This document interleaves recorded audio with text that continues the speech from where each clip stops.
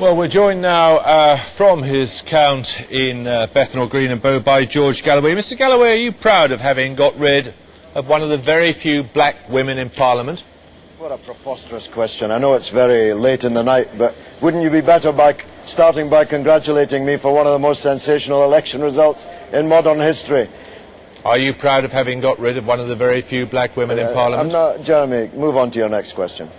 Well, you're not answering that one. No, because I don't believe that people get elected because of the colour of their skin.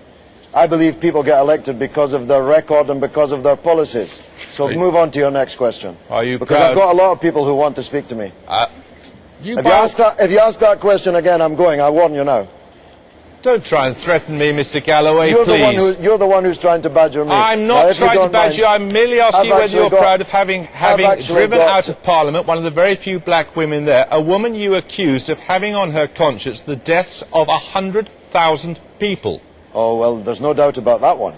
There's absolutely no doubt that all those new Labour MPs who voted for Mr. Blair and Mr. Bush's war have on their hands the blood of 100,000 people in Iraq, many of them British soldiers, many of them American soldiers, most of them Iraqis, and that's a more important issue than the colour of her skin. Yes, because you then went on to say, including a lot of women who had blacker faces than her. Absolutely right, absolutely right. So don't try and tell me that I should feel guilty about one of the most sensational election results in modern electoral history because the person I defeated Mr. Galloway, that is a Nick woman Rainsford had you to a T when he said you were a demagogue.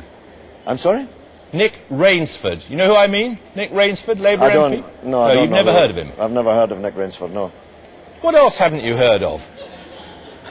Well, I've been in Parliament a long time. He was a parliamentary colleague of yours until very recently. Most of them just blend one into the other, Jeremy. They're largely a spineless, supine bunch. Have you ever heard of Tony Banks?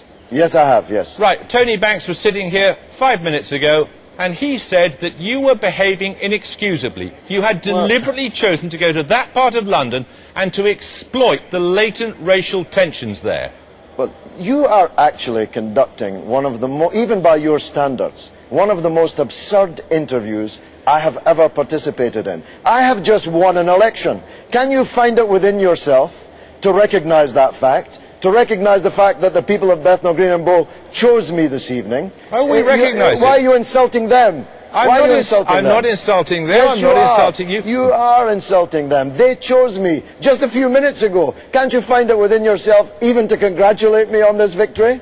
Congratulations, Mr. Thank Galloway. you very much indeed. How do you propose to use your time in... Oh, I see. It's another occasion of you not wanting to talk to someone who doesn't agree with you. Actually, Jeremy. All right. David Lammy, what do you make of Mr. Galloway?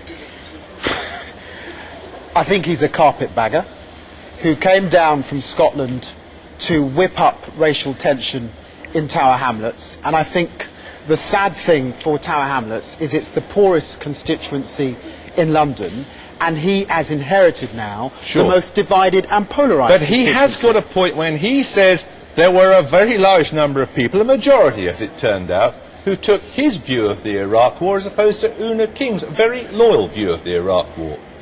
I accept that across the country, in some constituencies in London and the South East, people have protested against the Iraq War.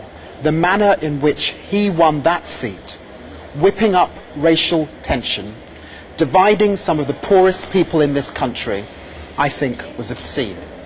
And I'm deeply sad that Tower Hamlets has lost in Una King an MP who actually did the work on the ground in her surgeries for those poor people.